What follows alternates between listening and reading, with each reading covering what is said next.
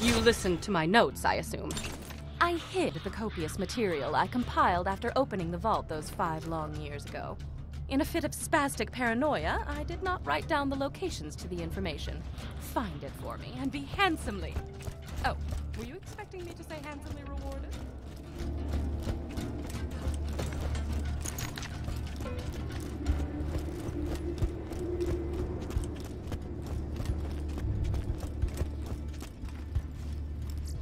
I've been relocated to Sanctuary against everyone's better judgment. Not my own, mind you. I never wanted to be here.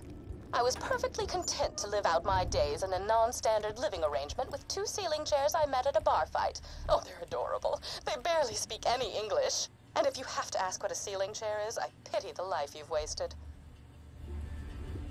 I should discuss the scroll-ophant in the room. The reason for my relocation was an elongated and systematically unpleasant torture at the hands of Jack's cronies.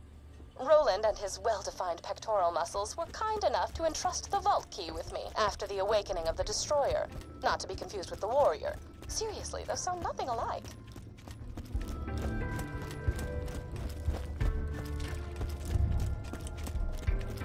Oh, right, torture. I asked nicely on several occasions to take proper precautions against bacteria on the instruments, but it fell upon idiotic ears. As they cut into my flesh over and over, I would fade in and out of consciousness and whisper to the ceiling chairs that it was going to be okay. Clork was afraid at first. His 4 legs trembled against the cold ceiling, but he knew he had to be strong for me. Then they went to work on his brother Philippe.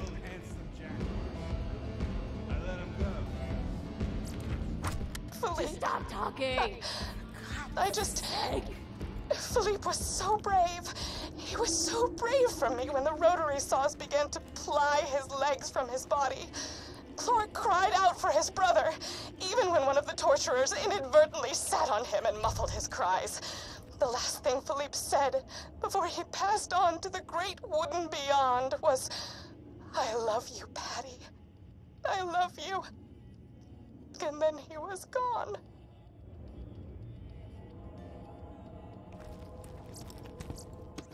It's lonely here in Sanctuary.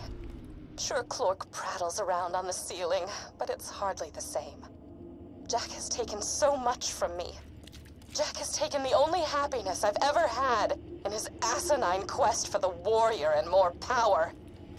Revenge is as pointless as music, but on this occasion, I will allow myself the revenge. I will allow myself to aid in his downfall.